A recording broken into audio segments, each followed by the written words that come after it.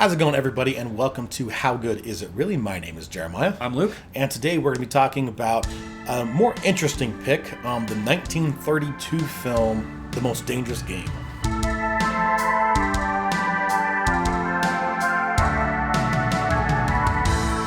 Okay.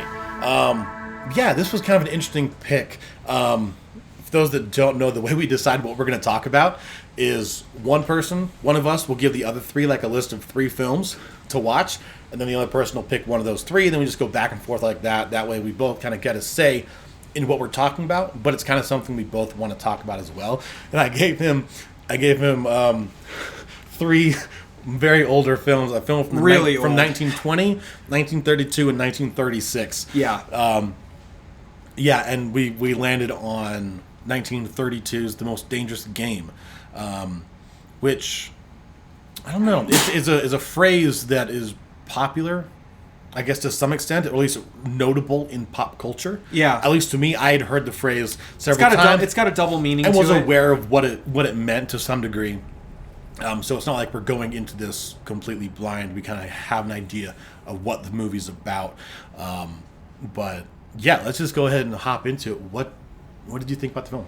So, just from the very get-go, I will just preface this by saying I grew up on really old black and white films. I'm very familiar with 50s and 40s films. The original Godzilla films by Toho Film Company. The Abbott and Costello films that were just kind of like nickel films filmed in a month during the war effort, Right. during World War II, to help just kind of give some sort of backdrop for people to focus on something other than the war. Right. Bob Hope movies, along with Bing Crosby. So I'm very familiar with very old films. This was definitely, of the films I have seen that are old, I think the oldest. I might be wrong with some of the Errol Flynn movies I've watched. I love his pirate movies. Well, did you finish The Cabinet of Dr. Caligari or no? I couldn't even get past I watched the whole thing. It was I found awful. it very, very intriguing. I'm sure it was great. The Cabinet of Dr. Caligari is a 1920 silent film. I believe it's German, isn't it? A German silent film? I don't remember which country made it. I can't remember either. But Where it was of the 3, one was a silent film. Yeah. And then I settled on The Most Dangerous Game because it sounded like the most interesting of the 3, I will admit. And I haven't watched our third choice yet, but I will, because it sounds like it could be interesting as well. Right. But as of this one. But just in general, I would just try to sum it up just so that we don't wander through the malaise of movies I have and have not seen. It was good. I enjoyed it. I love older films, the simplicity of them, just the stylistic choices from a much, much simpler time. Yeah. And they really they have a good opening, a good rising action, and a satisfying conclusion. They're good films. I think the golden age of Hollywood really did have its sunset in The most interesting in the 60s, I think. part for me about watching some of the older films is being able to see some of the evolution of filmmaking and acting as a whole. Agreed. Because one could argue that acting has gotten better over time, but It's definitely there's a reason for it. shifts, for There's sure. a reason for the tonal shifts and why acting has changed over the course of 100 years. And we spent some time talking about this before the episode began because we both have some experience in watching some older films, Charlie Chaplin, Buster Keaton films. If you're familiar with those 2 names, then you know what we're talking about. But basically, the evolution of film from the early 1900s up until the talkies, I believe, which came into being in 1927. 1927. 1927 was the release of the first talkie? feature-length film with synchronized audio, but there were shorts that had audio Correct. before then. And what we were talking about was that the evolution that you see is going from vaudeville performances where you can talk directly to the audience and talk at them, which is one thing, but then you have in film, you can't convey any kind of audio to the audience outside of little title cards that would give You brief have to put spoken up- lines Exactly. or played music to give rise and to give some sort of credence to the emotion you're seeing on screen. So the performances had to be very verbose and very over animated to convey what you're trying to show. And then you have, with the addition of synchronized audio, now all of a sudden you don't need to be so over the top with your body language. You can convey that with spoken language. Which is interesting, which I pointed out to Luke before we started, was that for like the first decade or so, after synchronized audio became like a prominent thing in film, it took a while for the overacting to calm down, and we still see some of that overacting, and we even still in this see film. some of that in this film because this was 32, so we're like 5 years removed. You still see some of that overacting where you're used to portraying certain emotions in an over-the-top way in order to emphasize specifically and convey that the woman to the and audience. the main villain. I think are the two that are the most obvious. Yeah, Count Zaroff. I can't remember. I think that's it. But the woman in the film, I can't remember her name. But those two are the ones that clearly either had early work in silent film or were taking their notes on how to perform based on performances that they had grown up watching, which were silent in nature. So it's just interesting to see the evolution of film in that way. At least that's how I look at it. And I just like all the dudes in the beginning that just look like your stereotypical like Rat Pack 50s like mobster businessman. Like I've always kind of had like this thing that's in my head, is probably not for anybody else, but in older films like from the 40s and 50s, you typically see like the same stylistic choices for the like regular dudes, like the good old boys, if you will. Like everybody is like wearing blazers and ties, and everybody looks really clean cut, and everybody looks like they've got it all put together, and they're all just having a good time talking about the ethics of hunting versus how the animal feels while they're on this ship that's basically trying to navigate a treacherous passage of water next to an island. Very good setup for a very simplistic story. I want to touch on the... Go ahead. Before you continue. I guess the cinematography of this film is of its day, for sure. It's a lot of just static shots. Yeah, very, and then everything happening in frame, then you cut to a static wide shot. lens, everybody's very narrowly framed. Which is just, like, of the day. I love it. Honestly, I will say works, I love it. I love those classic shots. What they did at the very beginning on the boat is that there was a sway to the camera. There was. I don't know to if kind you of noticed simulate the floating of the boat. They're supposed to be on a boat, but of course they're on a set. They're not actually on a boat. So as I'm assuming they're not on a boat, there's a sway in the camera to simulate like the shifting and the moving of the ship. So you see the corners of the table like fall in and out of frame, and I was just like, I like that. That was a very interesting choice to help sell. And that's actually I've actually seen that exact same camera technique in pirate films from the 30s, most notably the Seahawks and Captain Blood, which are two of the best pirate films with some of the best choreographed like fight sequences by guys who actually fenced. And then were very schooled in like actual sword fighting, like real world mechanics, and they didn't speed those up. Like they're just that good. But anyway, the camera technique, you're right. It worked really well.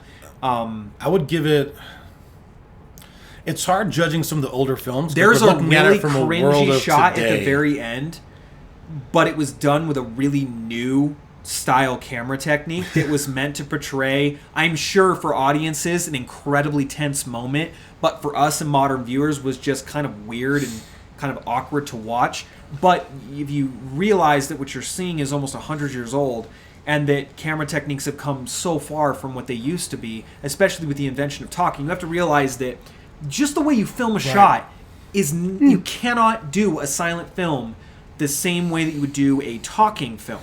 You have to shoot it differently because now you have to have close-ups because people have to be able to see what's going on with a person's face as opposed to as they're gesticulating wildly with their body to try to tell you what's going on in the screen. Right. You have to frame so that one person is talking and you see them, and then the camera shifts so that you can see the other person that they're looking at, and that has to be done in a certain way so that you don't violate I can't remember what the rule is called, but basically just the camera techniques themselves are predicated on the audio that is now a mainstay and taken for granted. But you have to realize that it changed. The evolution of filmmaking was such that from silent to talkie, the whole industry changed. And really took on an entirely new paradigm as far as what was and was not acceptable. So I just thought I would bring that up because I'm sure that most of you watching this are going to be under the age of 30, I would assume. That's largely the demographics for YouTube. And if you haven't watched some of those older films, usually they fall under public domain, so they're usually free to watch because they're so old and that there's no one left alive that would profit from them being shown to the public. Yeah. So if you haven't seen some of those, go watch them. They're actually really good. And if you think, oh, it's too old, I won't enjoy it, you might surprise yourself. The writing is to go back to that is a very simple story. Very. There's nothing overly complex that happens, but it all happens pretty well.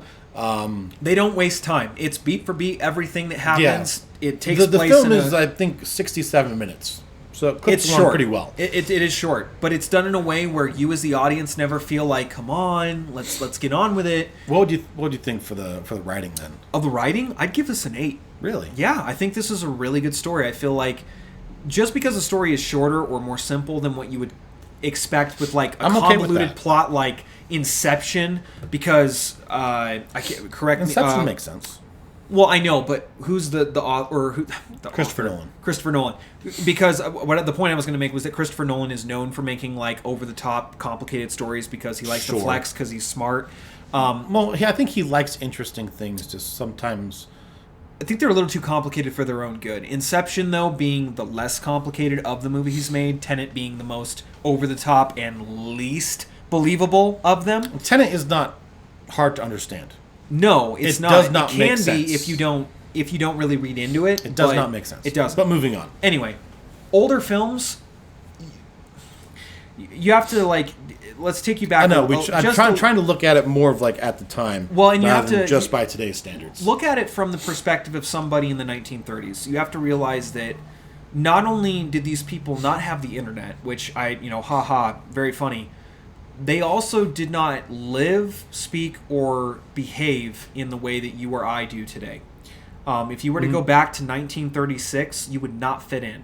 You may speak the same language. You may use the same money. You may still attend the same churches, but you would not fit in that culture.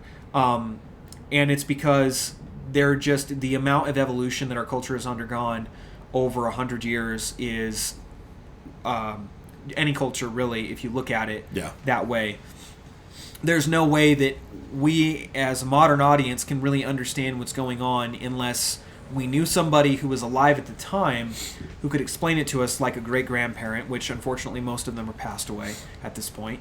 But it was a simpler day and time, and so that isn't a colloquialism meant to convey some sort of longing for a bygone era. It's just a statement of truth. It was a much simpler time. You could buy a home for like $10,000. You could buy a new car for under $1,000. Like my grandfather bought cars and sold them for $50 to $100, and this was in the '60s. Everything was simpler. The writing too was simpler because movies were not nearly as prolific in life. Yeah. As they are today. Movies were a means to pass time. They were like a comic strip in the newspaper. They were cheap, they were common, and they were churned out quick. Yeah. We're talking like you film a movie in like a month. Literally in a month. And actors were not paid nearly the kind of money that they are paid now. They were like normal people, it's just their job was acting. That being said, the story of A Dangerous Game, the Most Dangerous Game, is very simple, but it is beautiful in the simplicity that it has, where the majority of the plot is developed over a dinner conversation. Yeah, we'll get there. But just the point of bringing this up is that they really try to, with 4 to 6 actors, 2 being extras with no lines, 4 being actual spoken characters. And then you have the 4 at the beginning that die. Yes. They are... The way that they are able to tell a cohesive story over about an hour with under 10 actors is an achievement in and of itself because they are compelling to watch. I was actually invested in the story by the end of it, and I wanted to know what was going to happen. And I don't usually feel that way about older films because I've usually seen too many of them to really be kind of surprised by what I've seen. But I think as far as a drama and a suspense film goes, this is one of the better ones, and really does actually make you feel some sense of suspense for the characters without relying on too many of modern filming and storytelling tropes that have kind of desensitized us to older filming, where it just seems cringy or even funny at times. Right. I don't really feel like this film crossed any of those lines. I felt like it was a really believable, well-written, very well-paced film. But at the same token, I don't think it did anything exceptionally well. Not at all. It was it's par for the course. The acting, like you said, like we pointed out before, there's still a couple people, primarily the female lead and then the main villain, who kind of overact a little bit. The male lead, the hero of the story, if you will, he's like your typical. He plays it a little more straight. He's definitely your typical country club 50s. Drives a big Chevy Bel Air and it's all works at the drugstore. It's all serviceable. I would give the acting like a 6. I would too. Like, it doesn't stand out, but it's not actively bad. No. In any ways, I don't think. The lines are all believable. There were 2 moments I can think about off the top of my head where I really felt like it was a little over the top. Yeah. But not too many other instances, I really felt like. Yeah. Not a whole lot of it was so over the top. The editing was just like a 5 for me. Take it or leave it. It just is what it is at the time, which is just kind of a lot of dissolves to black. It's nothing very interesting. Yeah, a lot of camera fade out to blacks. A lot of quick cuts to convey tension. I would give cinematography a 6, just for some of the things they try to do. I would say, unless you feel differently, I'd say a 6.5 to a 6 is probably fair. It's not like, I still to this day can't figure out why Citizen Kane is considered the benchmark film that it is. I've seen it, and I really didn't feel like it was that amazing. Maybe I'm just an unwashed savage, but I really didn't feel like it was this just jaw-dropping spectacle of, filming genius. It just wasn't. Maybe we'll have to talk about it sometime. Yeah, I mean, if you want to see us review Citizen Kane, I mean, it's been done, it's been said, overdone to the point of ad nauseum. But as far as any effects in this film, a lot of your sets are effects and set deck can kind of go together. Yeah, for these a lot older of paintings. Films. What do they call those? Matte like paintings, matte paintings in the background. Recycled matte paintings, I might add. I'm pretty sure that this same set was used in a Bob Hope film, as well as The Castle. Pretty sure. Yeah, it's like the effects are just very much. I guess the effects makeup could go up under effects, where like what they did on the Cossacks to kind of make them look more menacing, I guess. And I guess more like how you would assume that Cossacks would look like. I guess.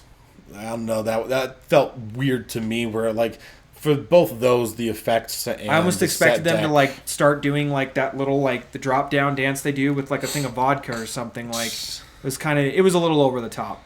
Yeah, I would go like 5 on each of those, where it's like take it or leave it on the set deck and the effects and stuff. It's like it does what it needs to, but it's not necessarily good in any aspect. They have a couple foreshadowing moments with like partly because the time it was made. It's true. We're gonna do our best to avoid being too harsh on it. It's not actively bad. It's it's not. It is not actively bad. It is absolutely a watchable film. All the way through music. Yeah, that's a good point. I found it, eerie. And I think this is, again, because of the time, when in silent films, your emotion and a lot of what happens is conveyed through the music that is played alongside of it. And you still have some of that. I mean, we still have scores in film today, so it's not like that is gone. That is an integral part of films in general, is the score that is behind it. Yeah, it's... That being said, I think the score is too forward at times in this movie. I think it tends to jump the shark a little bit in certain might scenes. be more of like an audio mixing side of things, not necessarily the music itself, because I enjoyed the music, but I think it was just too forward in certain instances where it needed to be just a little pulled back volume-wise. Just bring it back. And I think you're also... that's true. But I won't detract from that, because we're talking about a film industry that is just barely discovered its footing with having to basically reinvent the wheel as far as films are concerned. So I'm not really gonna harp on it for that, because I feel like what would you think? I give it a 7. For the music? Yeah. I agree. I think the music is good. I think the audio mixing is worse. Audio mixing Part of it could be better. Absolutely. Maybe just, again, because of the time. There's only so much you can do. It's which, true. Understandable, but it's not actively bad. Yeah. It's just, I don't know, 5 or 6. Kind of in that range. Kind of a 6. 6? There weren't any for me anyway, I was invested enough in the narrative that I didn't really notice anything over the top.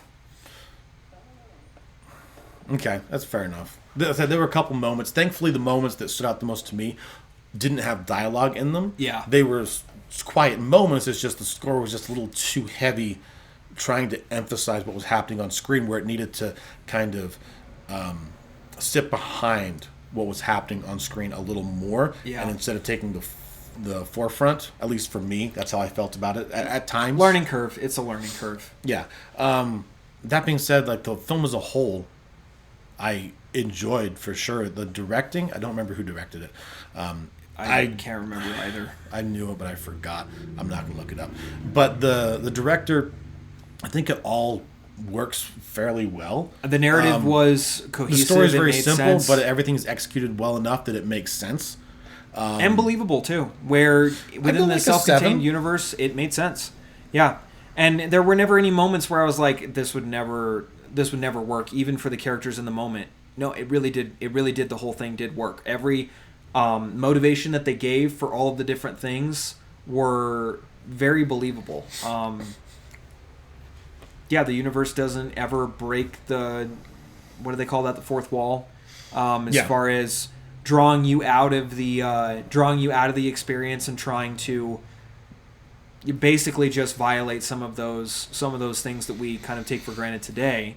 Like in Deadpool, where he talks directly to you as the audience, right. Or looks directly into the camera. Which is which the tone of the film as a whole. Sometimes they do that, where they will have a character or actor look directly into the film, which can serve a purpose if you are addressing the audience for a narrative point. Yeah, it does can not serve a work purpose if done well and done right. There are some instances where it does not work, and it is clearly obvious that they were still learning how to do certain things. So, how much did you actually enjoy the film then? I liked it. Yeah? Yeah, I did. I was working on my computer while watching it, and I forgot what I was doing on the computer because I was so invested in what I was watching. So I'd give it like an 8. I can go 8 with you. I liked definitely it. really enjoyed the film. It helps that it's not very long. Yeah. But for the length that it is and the story that it's telling, it does keep your attention and keep you invested in what's happening. If you are someone that can actually, again, the way we go into films most of the time is like, we want, suspension of disbelief. We're there for whatever story you want to tell, whatever ride you want to take us on. Get our attention, keep it, and it does. It does it. Yeah. So that brings our total up to a 63. It's good. For what it is, it's good. Yeah, for a film from 1932, I feel like 63 is pretty good. Yeah. Again, but enjoyable. It's just like, because of the age of the film, some of the filmmaking techniques, like, I'm sure perhaps certain parts of it were better than what we were giving it credit for at the time it was released, but we can only look at it kind of from today's perspective. Agreed. But let's go ahead and jump into spoilers about a 90-year-old film. So if you haven't guessed it already, the most dangerous game is a double meaning. Humanity being the most dangerous game. Right. The most dangerous game being a term for like both game hunted animals, prey as well but as then in a game the that film, you play. Yeah, it means both, but in terms of the film, the most dangerous game, the most dangerous animal game being man. And this movie is about Count Zaroff, our main villain, who has found the ultimate prey hunting on his people. island. And he causes boats to crash on the outskirts of his island. He waits for the survivors to eventually find his home because it's the only one on the island. He entreats them for a couple of days and then hunts them, lets them loose into the jungle, tells them that he is going to hunt them, gives them like a 4-hour head start or whatever it is. Along with a hunting knife. Yeah. He's not a... And also gives them outlines the parameters of the game. If they can live till dawn, they win. And they can leave. Yeah. Which no one ever does. Yeah, he makes it a point to mention that he has never lost. One, because I mean, this is the only part that I had an issue with, because you, in one sequence, actually see the enormity of the island, and what seems to cover about 10 miles of island. It's not really possible for one dude to cover that much territory in a single evening, unless you pretty much dictated the terms of the engagement where you knew the kind of paths that people would take, which I assume he does. So that part wasn't quite as nearly unbelievable. But we see them. He basically introduces... We get introduced to the main character as a survivor of the crash from the boat scene that we talked about earlier, who is the big game hunter. Yeah, he's a big game hunter and an author. He like writes of his exploits on like expeditions and hunting these large game across different continents, and has sold books on the matter. Right. We are then introduced to a brother and sister who were shipwrecked along with 2 survivors from their boat who have not been seen since and are being currently entertained by the Count. The brother is overacting. Very much so. And it's wonderful.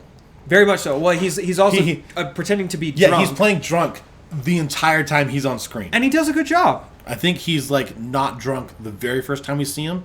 Then like he gets progressively drunker. And then he just he gets a little buzz and just goes all downhill he's from just there. Blitzed by the end of it. He's overdoing it in a wonderfully hammy way, and it's very enjoyable to watch. Yeah, and it's definitely a product of the time where you see kind of how they portrayed alcohol and being drunk on film, and it's charming to watch because it's just very different. It's just a different time, a different way of doing things, and it's fun to watch. Yeah.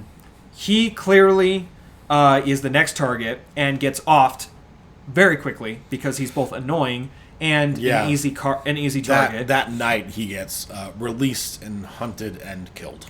Followed shortly thereafter by, and this was the one scene where really, no matter how old it is, this just was stupid.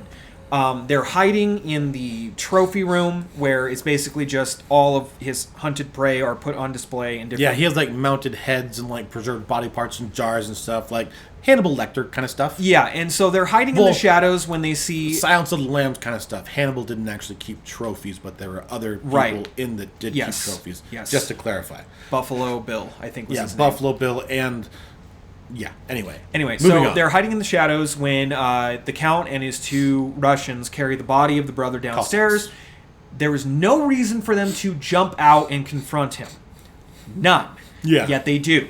They're like... Very contrived. They're like, why did you kill my brother? And everybody in the scene reacts as if it's totally normal, that they should both be hiding in the corner and also jumping out to confront him. Yeah. Very unbelievable. It totally broke it for me. And then they rush him and just get... held back, and then the woman gets carried off, which is one of the sequences where she's very, very much overacting, screaming and flailing about, very much like a damsel in distress from like a horror movie being carried off by like Frankenstein or something. Very unnecessarily over the top. Yeah, a little bit. He's then told that they're going to be released to be hunted, which they then are, and then they wander through the jungle, and we see kind of like what we are to assume is a time lapse, because the next sequence we see them from a jump cut is them all dirty and scraped up from wandering about 6 feet. And then they get to a kind of like a fallen log and decide to set up a deadfall trap, which goes over a far too elaborate setup to explain how a deadfall works, which we as the audience don't need to know. We just need to know that heavy object, smoosh bad guy. It doesn't work. It doesn't smoosh bad guy. Who is too smart for that, shoots an arrow, hits the tripwire thing, and it falls and crushes nothing. Yep. And then he proceeds to find where they're hiding at, which was actually well done, where if you were hiding where they were hiding, it wasn't played off where the enemy or the bad guy would be too stupid to figure out that that's where they're at. He like immediately figures it out, shoots an arrow there, knows they're there, and is just like, fine, if you're going to play that way, I'm going to go get the gun. Yeah. And so he does. And so he goes and gets a hunting rifle, and then the poop hits the fan at that point. They just take off running, looking for a way to get away, make another deadfall trap that also does not work. But then they escape into like the misty like bog area. Yeah, bog swamp area. And they run away for quite a while. They set up like a bamboo shank in the ground, which kills one of the Cossacks that just runs into it full tilt and just gets impaled and dies. His other cohort clearly gives no craps because they just run straight past him. They do. I don't know if they didn't even look at the body. I'm uncertain if it's meant to be played off in that they didn't notice, maybe didn't notice or didn't care. They just clearly gave no craps because it was like dead body. Like they're playing it off like the swamp is like a very like the misty is like area where it's like obscures your very vision. hard to see anything that's like even 2 feet in front of you. So running through there would be very hazardous, as apparent by the guy that got skewered. They make it through and end up at like a waterfall area, which I actually thought was, for the set that they built, it looked really good. How they filmed it, how they showed like a matte painting, or it wasn't even a matte painting. They just like cut a real footage of a waterfall, and then like there was a line where they like clearly superimposed that footage onto the footage of them walking along the edge of the set. Mm-hmm. Which I always love that. It looks bad, but you can tell, but it works. It works. That's all you could do at the time, pretty much. And they send the hunting dogs after him. He fights them, which was again kind of unbelievable because these are like Great Danes. Have you ever seen a Great Dane? They're like 50 pounds. Yeah, he fights and like kills one of them, throws it down the waterfall. And then it gets attacked by the other one, and he's kind of fending this one off. And Count Zaroff is kind of annoyed, I guess, at this point. Shoots the dog he tries to shoot him, and he thinks he hits him because they both go over. And both of them go over supposedly the waterfall. Die. They capture the woman again, take them back to the castle. And the Count looks at his watch. 4:00 is dawn, and it's like 1 minute till. Yeah. He like kills him just in time because if he had survived 1 minute longer, he would have won the game. Yes. And there's actually a pretty dark consequence for the woman involved, where the guy's like straight up, you're gonna get raped if you end up losing. Like he's like, oh, I'm not gonna kill her, I'll kill you. She gets raped. It was like, whoa, yeah, that got dark quick. They don't say that directly, but it's heavily alluded to. That's definitely what's going to happen. Very much so, and you as the audience figure it out pretty quickly. Yeah. There's like, whoa, that got dark for 1936. Thankfully, that doesn't happen. It does not happen. And the good guy comes back. I'm just going to keep calling him that because I can't remember. I wrote it down somewhere. But he survives and ends up getting into Rainford gets into a fight. Sure, we'll go with that. With Zaroff in the main like foyer area. Right, Rainford, he survived the fall because when he shot the dog, so he sneaks back into the little castle to like duke it out old school style and fights both the Cossack and Zaroff. And I mean, they're clearly stunt doubles, but this is some pretty unbelievable like fist fight. I've seen some. It's bad. I've seen good old movies do like fisticuffs. This was not one of them. Yeah. This is more like, I don't know, they kind of like just grab each other and like shake each other violently and then like throw each other on the ground. And the footage is sped up to make it look more hectic than it really is. Yeah. It's just very unbelievable. Very hard. That was one part that was just kind of hard to watch and almost laughably so. Where the fight is just so... it's bad. They're so clearly just like play fighting and like trying. I've seen little kids enact fights that were more believable than these actors. Anyway, they do that, and then Zaroff basically pulls a bow, and he's like, "I'm going to end this." Goes to shoot, and then gets charged, grabs the arrow, and stabs him in the back with it, which was pretty gruesome. And then smart thinking, though. They don't show any blood or anything because again, this is 1936. Yeah, 32. And then they escape. He tells them straight up. He's like, "Hey, you won." Before that, I forgot about this. Yeah, he gives them the key. He's like, "You won, dude. The boathouse is down there." As he's like gonna pull a Luger to just blow him away right there. Yeah. Which the Luger does make an appearance again as the only other real weapon that actually does any damage in this film, other than the arrow. Where one of the Cossacks, who is an expert at throwing knives, goes to huck another knife at them as they're like running to the boathouse and gets blown away from like a hip shot with a Luger. Amazing shot. But they go to get away. Count Zaroff is looking out his giant window, goes to like shoot the bow. He's clearly going to hit them, and then just like decides that either he can't or he just loses the strength. I think he's just like meant to be dying in that moment. I like, think that's losing what his it strength. was. Like he's trying to pull back the bow and like shoot. He and can't. just He can't do it. So the bow drops. He like does this very vaudeville-like performance where they frame the window as the boat is clearly going off towards the sunset. Yep. And Zaroff like flings a hand up in the air as he like falls off the windowsill towards the hungry dogs that are below. Right. It was definitely dramatic in that moment, but with the music and everything, I'm used to it for, kind of the cheesy moments in those old films. Yeah, it seems. That's it though. That's basically the whole thing for that kind of film with kind of a that cheesy death, which it works well. It's a product of its time. For sure. That's basically For sure. it though. 100%. That is the start to finish. This is not a complicated movie. People. No, not a complicated movie. Not a incredibly well-made film. No. But a very fun film nonetheless. There is one sequence, though, that I will say if you do watch this film based on this review, just know ahead of time that you're probably going to laugh when this happens. There is one sequence that You might laugh a couple times, but what are you thinking? When they're running through the swamp, they switch to a chase camera. And oh, yeah. It, follows them in a very unbelievable way.